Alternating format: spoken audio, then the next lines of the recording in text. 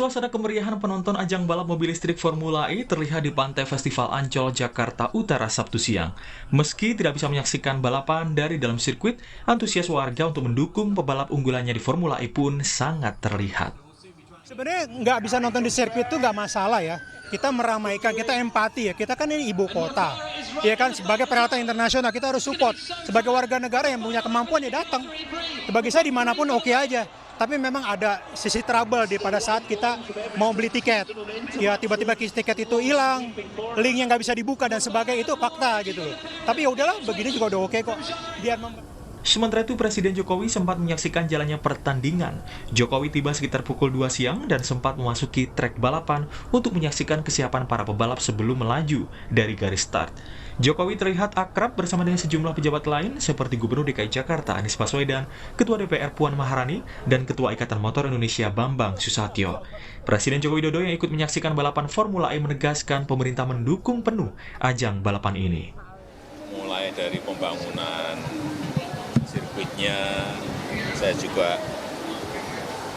turun untuk melihat kesiapan, kemudian juga semua yang berkaitan dengan barang-barang masuk, ya juga di Kementerian Keuangan, kemudian Menparekraf juga, saya kira izin-izin semuanya dikeluarkan. Ya. Pak, ke depan untuk Itu bentuk dukungan. Mitch Evans tampil sebagai pemenang Formula E Jakarta 2022. Melengkapi 3 besar, ada Joe Rictvek dan Edoardo Mortara. Race Formula E Jakarta 2022 yang berlangsung di Jakarta E-Prix Circuit pada Sabtu sore menjadi milik Mitch Evans setelah finish tercepat. Momen kemenangan Evan terjadi pada menit ke-39 balapan. Evan berhasil menyalip Joe Rictvek di tikungan 7 untuk mengambil alih pimpinan balapan. Mitch Evans tidak lagi terkejar hingga garis finish. Ini adalah kemenangan Mitch Evans di kejuaraan dunia Formula E musim ini. Sementara di posisi kedua dan ketiga ada Joe Rictvek dan Edoardo Mortara. Tim Liputan Kompas TV. Saudara, ajang balap mobil listrik pertama kalinya dalam sejarah Indonesia sukses digelar. Ajang ini sekaligus menjadi penanda mulai bangkitnya pariwisata di Indonesia yang sebelumnya kita tahu terpuruk akibat pandemi COVID-19. Bagaimana sebenarnya strategi pemerintah memulihkan pariwisata khususnya di Jakarta dan Indonesia? Pagi ini kita akan membahasnya bersama sejumlah narasumber, ada melalui daring diantaranya langsung live bersama kita Pak Menteri Pariwisata dan Ekonomi Kreatif Sandiaga Uno. Pak Sandi, pagi. Selamat pagi, terima kasih Mas Indra sudah mengundang kami pada Terima kasih Pak Menteri sudah mau diundang pagi hari ini. Dan juga ada pengamat pariwisata nih Pak Menteri bersama kita juga dari Ikatan Cendekiawan Pariwisata Indonesia, ada Pak Azril Azhari. Pak Azril, selamat pagi. Ya, selamat pagi. Selamat pagi Bang Menteri, Bang Sandi. Pagi Prof, apa kabar ini Alhamdulillah. Ketua Dewan Juri kita untuk Anugerah Desa Wisata? Ya, kemarin harusnya saya ikut itu. Tapi kita gantian Ganunggali. Terima kasih Bang Menteri. Kita langsung. Terima kasih Mas Irianda, terima kasih Kompas TV. Ya, kita langsung ke Pak Menteri dulu. Pak, kemarin gimana? Ceritain dong Pak pengalamannya nonton Formula E Pak.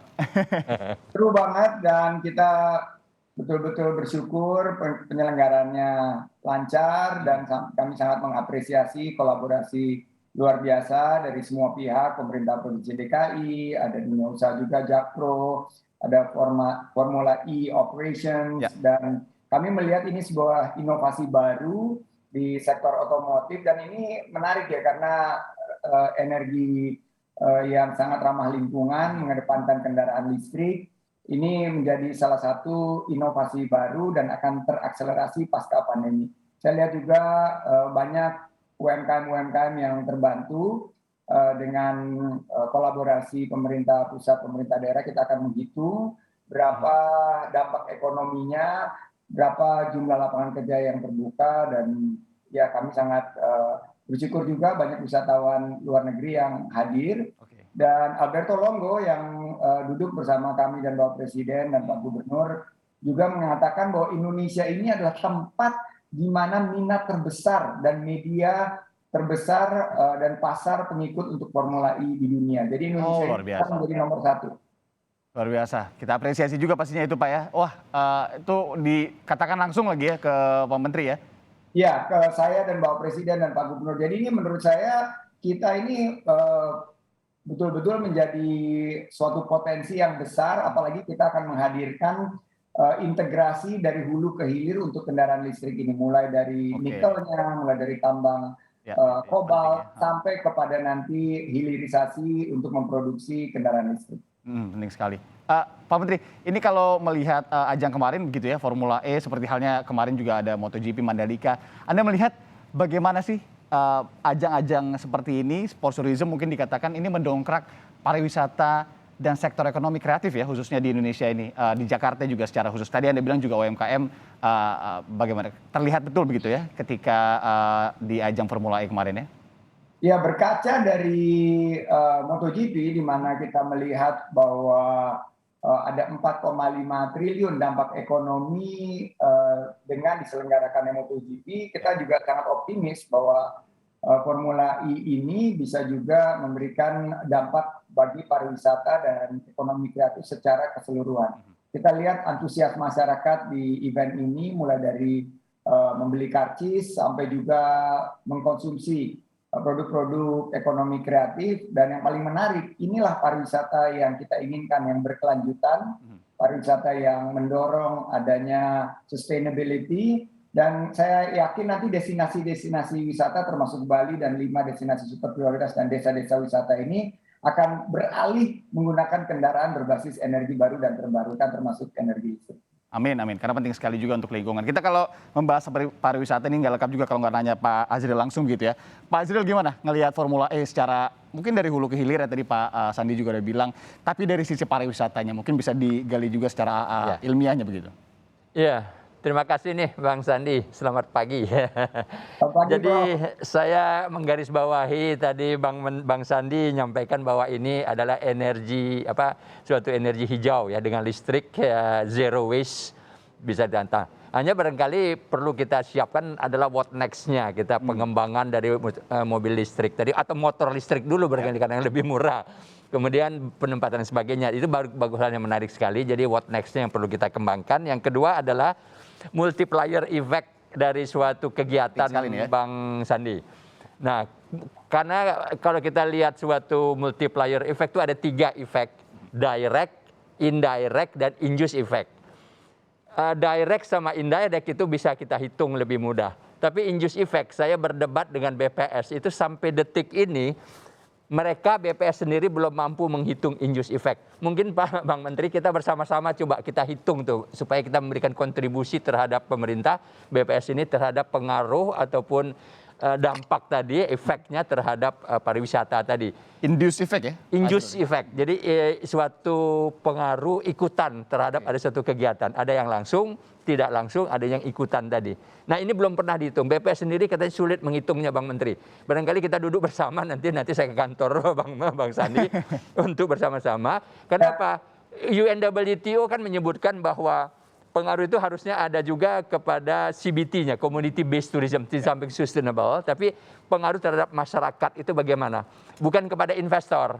Kalau investor saya rasa oke, udah kuat hotelnya, kapal terbangnya, restorannya. Tapi UMKM tadi, Bang Menteri sudah bagus. Nah ini UMKM ini bagaimana? Nah ini salah satu UMKM, Bang Menteri. Saya sengaja bawa, ini batik buatan saya Pak Menteri, Bang Sandi. Ini sudah saya patenkan ini. Ini dari ampas kopi. Batik berasal dari sudah 40 kali cuci, baunya emang agak hilang bau kopinya, tetapi nah ini kayak gini UMKM ini tolong Bang Menteri, nanti Bang Menteri kalau mau menginikan nanti desa wisata, salah satu adalah sudah saya cipta patennya, ciptanya sudah saya inikan masukkan. Nah ini kalau bisa dikembangkan, jadi UMKM itu bisa berkembang. Nah berapa pengaruhnya terhadap UMKM? Nah ini yang barangkali yang harus kita hitung bersama. Jadi income per kapita dan penyerapan tenaga kerja juga. Jadi kontribusi kita terhadap pembangunan daerah itu bagaimana? Jadi kalau berbicara induced effect dan juga community base-nya ini ya. Kalau dilihat dari Formula E kemarin Pak Azril? Nah inilah barangkali yang perlu kita buat what next-nya untuk kita kembangkan. Setelah itu mau diapakan ini Formula E ini? Apa ada lagi, kapan lagi ada gitu. Tidak hanya sesaat saja. Sebab ada beda ini Bang Menteri barangkali. Karena satu... apakah dia sport tourism atau ke sport event? Kalau boleh sport event yang ada kita buat menjadi sport tourism gitu. Karena kegiatan saja. Bedanya Pak Azril?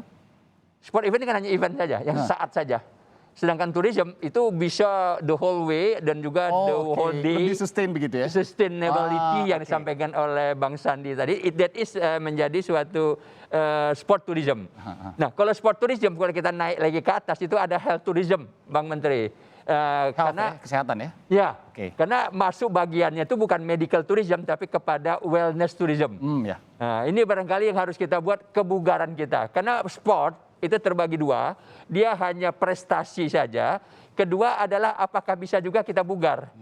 Misalnya kayak The Tour Singkarak ya, itu rame-rame. Jadi sambil tapi kalau ini kan hanya 22 saja yang kita tonton. Jadi sebagai event saja.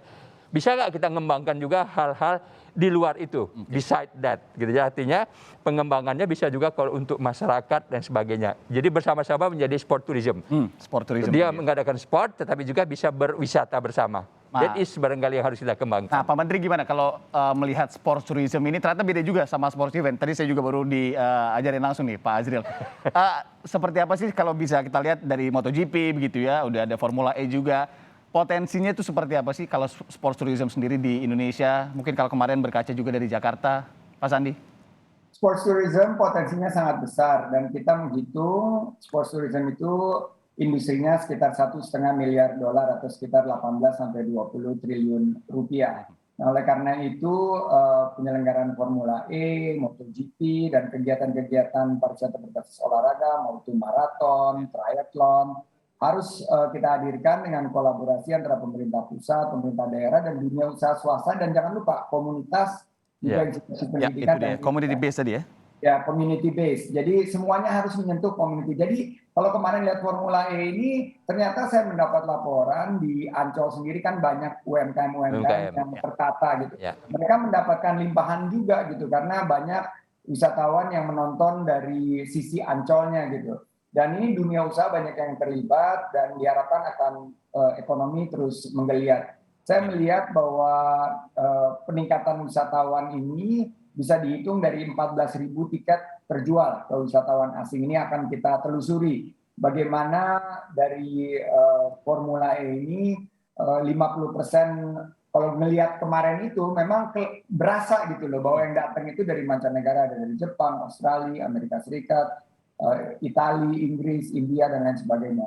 Kami sangat mendukung dan tentunya kita akan kumpulkan data-data berkolaborasi dengan Pemprov DKI dan teman-teman dari Formula E Operations, karena sports tourism ini betul kata Prof. Azril bahwa ini akan mendongkrak kunjungan wisatawan mancanegara yang berkualitas dan ujung-ujungnya wellness. Karena pandemi ini meningkatkan kesadaran kita terhadap kesehatan, sehingga kita akan mendorong wellness tourism. Kebetulan kita akan mulai menyelenggarakan satu kegiatan konferensi besar tentang wellness tourism. Dan di bawahnya ini ada sports tourism. Dan tadi induce effect itu sebetulnya multiplier effect.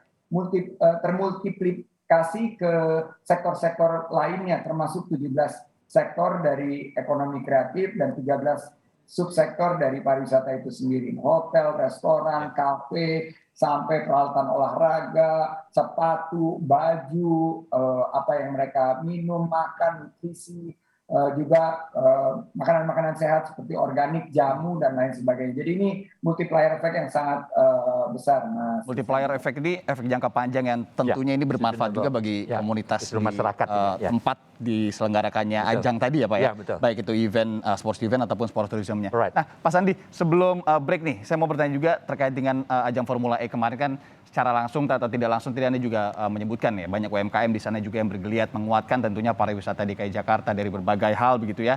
Bagaimana kalau dukungan Kemenpar sendiri Pak ke Pemprov DKI Jakarta di ajang Formula E ini? Jadi dari awal kami berdiskusi dengan penyelenggara, baik itu dari Dinas Pariwisata dan Ekonomi Kreatif, dari panitia penyelenggara, juga dari sisi perekonomian, karena sebetulnya inisiasinya itu adalah bentuk fasilitasi perizinan dari kami. Di tengah-tengah pandemi, semua kegiatan event itu harus dipandu, panduannya dari segi CHSE, Cleanliness, Health, Safety, dan Environmental Sustainability. Jadi saat kemarin kami mengundang dari pihak Pemprov DKI melihat MotoGP, bagaimana penyelenggara MotoGP ini juga bisa menghadirkan suatu kegiatan besar 60.000 lebih dengan bingkai protokol kesehatan. Selanjutnya di bulan Mei kemarin awal kami memberikan fasilitasi pendukungan dari segi perizinan dan berkoordinasi dengan Mabes Polri, juga dari segi Pak Presiden kemarin menyampaikan juga mulai dari pembangunannya ditinjau oleh Bapak Presiden sampai kepada fasilitasi dari Kementerian Keuangan, Bea Cukai dan lain sebagainya. Jadi ini bentuk dukungan yang betul-betul menurut saya menjadi model bahwa pemerintah pusat, pemerintah daerah, dunia usaha dan asing ya, kalau kita lihat banyak sekali dukungan dari sponsor asing ini menarik sekali. Jadi buat kita bahwa semuanya tidak dibebani kepada penyelenggara dan pemerintah, tapi didistribusikan kepada seluruh stakeholders atau pemangku kepentingan. Jadi model seperti ini yang harus kita kembangkan dalam sports tourism ke depan. Oke, luar biasa. Itu tadi ya terkait dengan bagaimana kemudian memang koordinasi dan kerjasama penting sekali ya antara pusat dan juga daerah. Kolaborasi. Ketika berbicara tentang meningkatkan pariwisata. Nanti kita di segmen berikutnya, Pak Menteri dan juga Pak Azril, kita masih akan ngobrol-ngobrol mungkin secara lebih general lagi terkait dengan sports tourism. What next, ya kan? Kedepannya akan seperti apa? Bagaimana juga untuk men-induce community-based tourism tadi? Jangan kemana-mana, saudara. Tetap di Sapa Indonesia akhir pekan.